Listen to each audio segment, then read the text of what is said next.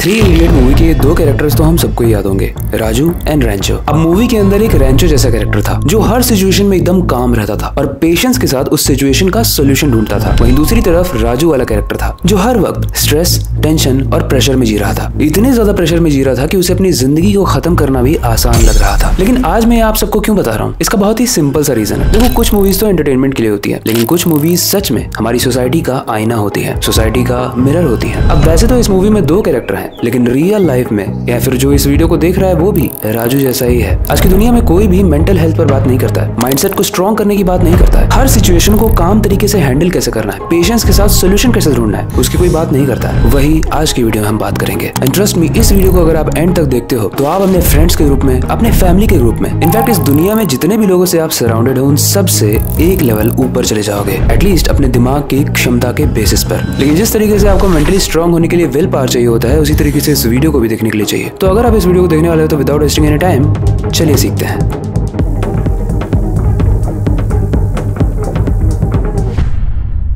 देखो, वैसे तो आपको मेंटली स्ट्रांग बनने के लिए और आपकी मेंटल हेल्थ को इंप्रूव करने के लिए बहुत सारे फैक्टर हैं दुनिया में, लेकिन मैं उसमें से कुछ इंपॉर्टेंट फैक्टर्स को आज की वीडियो में बताऊंगा जो कि प्रैक्टिकली पॉसिबल भी है और उसे प्रैक्टिस करके आप बहुत इजीली अपने मेंटल स्टेट को एक लेवल अप ले जा सकते हो। इसीलिए इस वीडियो को सुपर इंटरेस्टिंग बनाने के लिए इसको हम 3 चैप्टर्स में डिवाइड करेंगे, जिसमें से सबसे पहला और अंडररेटेड है टॉक अबाउट योर फीलिंग्स। आपने ये नोटिस किया होगा ना कि कई बार हमारे साथ कुछ बुरा होता है या फिर हमारी जिंदगी में कुछ भयंकर ही चल रहा होता है, कुछ फाइट कर रहे होते हैं हम किसी चीज से, लेकिन हम ये डिसाइड करते हैं कि हम इस चीज के बारे में किसी से भी डिस्कस नहीं करेंगे। तो क्या उससे वो चीज खत्म हो जाती है? नहीं, वो हमारे अंदर धीरे धीरे सुलगने लगती है। बेसिकली वो चिंगारी उसी दिन लग जाती है जिस दिन हम ये डिसाइड करते हैं कि हम इस चीज के बारे में किसी को भी बताएंगे नहीं, एंड एक दिन वो बॉम्ब बन के फट जाती है, बिल्कुल एक प्रेशर कुकर की तरह, जिसमें जैसे जैसे स्टीम बिल्डअप होता है उसमें प्रेशर बढ़ता जाता है, एंड अगर उसे रिलीज ना किया गया तो वो अब पता है, हमारा दिमाग भी कुछ ऐसा ही है। साइंस कहती है कि अगर आप अपने इमोशंस को दबा कर रखते हो तो ये आपके लिए फिजिकली एंड मेंटली दोनों ही तरीके से हार्मफुल है। नेशनल इंस्टीट्यूट ऑफ हेल्थ ये भी कहता है कि जो लोग अपनी फीलिंग्स को दबा कर रखते हैं उनमें स्ट्रेस रिलेटेड हेल्थ इश्यूज आते हैं, जैसे हाई बीपी, स्लीप प्रॉब्लम्स और एंजाइटी डिसऑर्डर्स जैसे रिस्क। मतलब आपके दुख और आपके इमोशंस को छुपाना हो सकता है आपको सोल्यूशन लगे, लेकिन वो एक टेम्परेरी सोल्यूशन है, क्योंकि लॉन्ग टर्म में वो आपके दिमाग को और डैमेज करता है। लेकिन इसी के ऑपोजिट, अगर आप सच में अपनी केयर करते हो तो फाइंड समवन जिससे आप अपनी फीलिंग्स को शेयर कर पाओ। हो सकता है वो आपका पार्टनर हो सकता है वो फैमिली मेंबर हो सकता है वो आपके दोस्त हो, क्योंकि जब भी आप अपने लाइफ की प्रॉब्लमेटिक सिचुएशन या फिर उस फीलिंग को शेयर करते हो तो आपके दिमाग से कॉर्टिसोल लेवल डाउन होता है, और जब कॉर्टिसोल लेवल डाउन होता है तो डोपामाइन और ऑक्सीटोसिन जैसे केमिकल बढ़ जाते हैं जो कि आपको और अच्छा फील कराते हैं। बेसिकली आप काम होते हो, चिड़चिड़ापन नहीं रहता है और हर इंसान से कनेक्टेड फील करते हो, स्पेशली खुद से। और कई बार आपने ये फील भी किया होगा कि आपने जब अपने दोस्त से या फिर लेट्स से अपनी फैमिली मेंबर से बहुत लंबी कॉन्वर्सेशन की जो बहुत दिनों से बिल्डअप हो रही थी, तो उस कॉन्वर्सेशन के बाद आपको ऐसा लगता है जैसे बहुत बड़ा सा बोझ उतर गया। अब सोच तो आप बहुत दिन से आईफोन लेने का भी रहे थे, साइकिल लेने का भी रहे थे, गाड़ी लेने का, बाइक लेने का भी रहे थे, लेकिन मैं इन चीजों की बात नहीं कर रहा हूँ। ये सब तो मेटेरियलिस्टिक चीजें होती हैं। आपकी लाइफ की जो एक्चुअल प्रॉब्लम्स है उसके बारे में डिस्कस करो। अब बारी है चैप्टर 2 की, जो आपको बहुत ही ज्यादा रिलेटेबल और इंसाइटफुल लगने वाला है। लेकिन वीडियो में आगे बढ़ने से पहले अगर आपको ये वीडियो यहाँ तक अच्छी लगी है तो इस वीडियो को लाइक जरूर कर देना, ताकि यूट्यूब को पता चले कि भाई आप ऐसी सेंसिबल वीडियोस देखते हो एंड यूट्यूब आपको ऐसी और इन्फॉर्मेटिव वीडियो सजेस्ट करे। बाकी अगर आपको ऐसी वीडियोस अच्छी लगती है तो हमारे सीखो ऐप को भी जाकर डाउनलोड जरूर करना, आपको वहाँ पर बहुत ही इन्फॉर्मेटिव वीडियोस मिलने वाली है एंड आपको मजा आएगा। अब आते हैं चैप्टर 2 पे, जो है स्टे फिजिकली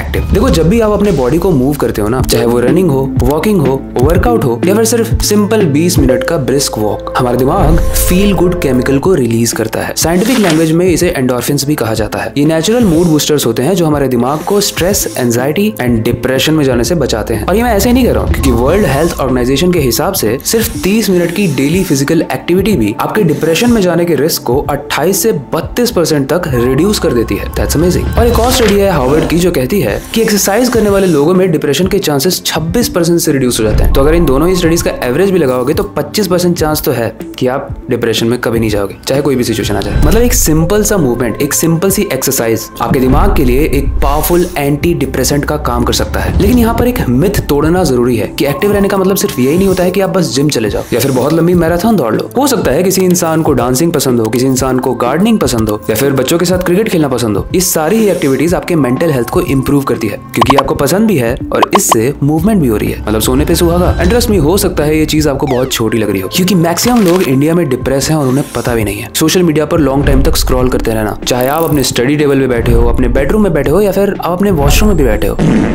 वहीं पर अगर आप अपनी पसंदीदा आउटडोर एक्टिविटी करते हो तो आप इस लूप को ब्रेक कर देते हो। और अगर आपको ये चैप्टर 2 समझ में आ गया है तो आते हैं सुपर इंटरेस्टिंग चैप्टर 3 पे, जो है बैलेंस वर्क एंड रेस्ट।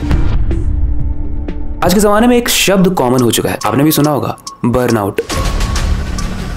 लेकिन पता असल में बर्नआउट होता क्या है? सिंपल शब्दों में समझाऊं तो आपका दिमाग और आपकी बॉडी एक साथ हीट हो जाती है, इनफैक्ट ओवर हीट हो जाती है, मतलब वो थक जाती है। एंड इसी फेज को जब आप बिल्कुल थक चुके हो आप बर्नआउट कहते हो। देखो WHO यानी वर्ल्ड हेल्थ ऑर्गेनाइजेशन इसको एक ऑक्यूपेशनल फिनोमिनल के रूप में डिफाइन करता है, जिसमें 3 चीजें कॉमन होती हैं: एक्सटर्नल एग्जॉशन, वर्क से नेगेटिव फीलिंग आना और आपकी वर्क की एफिशिएंसी का गिरना। एक सर्वे कहता है कि इंडिया में हर 5 में से 3 लोग बर्नआउट फेस करते हैं। मतलब ये प्रॉब्लम बहुत ही कॉमन है और इसका मेन रीजन है इम्बैलेंस। कितना स्ट्रेंज है ना कि हम या तो बस काम करते रहते हैं बिना ब्रेक लिए या फिर ब्रेक लेते रहते हैं बिना काम किए। दोनों ही केस को इम्बैलेंस ही कहेंगे। लेकिन रिसर्चेस ये क्लियरली कहती है कि जब भी आप अपने दिन में टाइम निकालकर रिकवरी मोमेंट्स लेते हो, जैसे छोटी सी वॉक लेना, अपने फ्रेंड्स से बात करना, अपनी फैमिली मेंबर्स के साथ टाइम स्पेंड करना, 10 मिनट ब्रीदिंग एक्सरसाइज करना, ये आपके दिमाग की एफिशिएंसी को बढ़ाता है। स्टैनफोर्ड यूनिवर्सिटी की एक बहुत ही इंटरेस्टिंग सी रिपोर्ट ये भी कहती है कि अगर आप बहुत लंबे आवर्स तक काम करते रहोगे तो एक वक्त आएगा जब आपकी प्रोडक्टिविटी बढ़ेगी नहीं बल्कि घट जाएगी। मतलब जरूरी नहीं है कि एक बंदा जो 8 घंटे ही काम कर रहा है और एक बंदा जो 12 घंटे काम कर रहा है वो 12 घंटे वाला ज्यादा टैलेंटेड हो या ज्यादा प्रोडक्टिव हो उस 8 घंटे वाले से। हो सकता है वो 8 घंटे वाला अच्छे से टाइम को मैनेज कर रहा हो, टाइम वेस्ट ना कर रहा हो, अपनी मेंटल हेल्थ का ध्यान रख रहा हो क्योंकि उसने अविनाश की वीडियो देखी है सीखो पे। वेल जोक्स अपार्ट, बैलेंस का मतलब सिंपल है, बाउंड्रीज को सेट करना।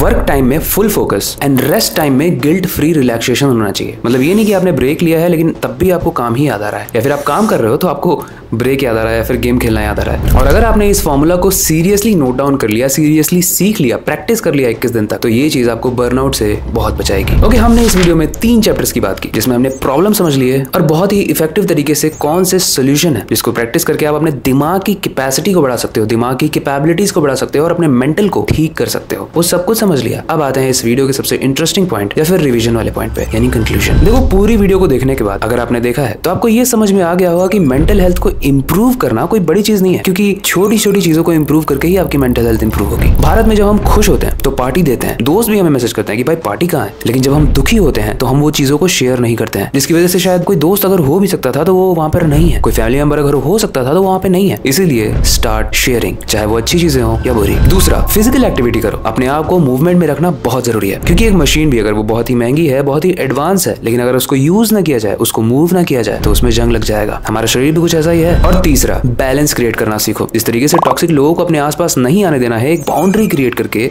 उसी तरीके से वर्क और ब्रेक के बीच में एक बैलेंस रहना चाहिए। जैसे मैंने बताया, जब आप काम कर रहे हो तो फिर खेल याद नहीं आना चाहिए और जब आप खेल रहे हो तो काम याद नहीं आना चाहिए। वर्ल्ड हेल्थ ऑर्गेनाइजेशन कहती है कि 8 में से 1 इंसान मेंटल इश्यूज को फेस कर रहा है। लेकिन इस वीडियो को अगर आपने एंड तक देखा है तो आई होप कि काफी सारी चीजें क्लियर हो गई होंगी। एंड इन सारे ही पॉइंट्स को अगर आप प्रैक्टिस करते हो तो अपनी लाइफ में आप बहुत अच्छे तरीके से आगे बढ़ पाओगे, क्योंकि एक चीज ध्यान रखना कि आपका ध्यान कोई और नहीं रखेगा, आपको खुद रखना है। Well that being said, I hope आपको ये वीडियो अच्छी लगी होगी। इस वीडियो से रिलेटेड कोई फीडबैक है या फिर नेक्स्ट टॉपिक से रिलेटेड कोई सजेशन है तो आप हमें कमेंट सेक्शन में दे सकते हो। बाकी इस वीडियो को लाइक कर देना ताकि यूट्यूब को पता चले कि आपको कैसी वीडियोस पसंद है। एंड अगर आपको ऐसी वीडियोस पसंद है तो हमारे सीखो ऐप को डाउनलोड जरूर करना, वहां पर बहुत ही इंटरेस्टिंग और अमेजिंग वीडियोस हैं, डाउनलोड करके जरूर देखना। फिलहाल हमेशा की तरह वक्त आ चुका है इस वीडियो को एंड करने का और नई सुपर इंटरेस्टिंग वीडियो पर काम शुरू करने का। लेकिन जाने से पहले मैं हमेशा की तरह एक ही चीज करना चाहूंगा, अपनी क्यूरियोसिटी को डाई मत होने देना, नई चीजें सीखते रहना।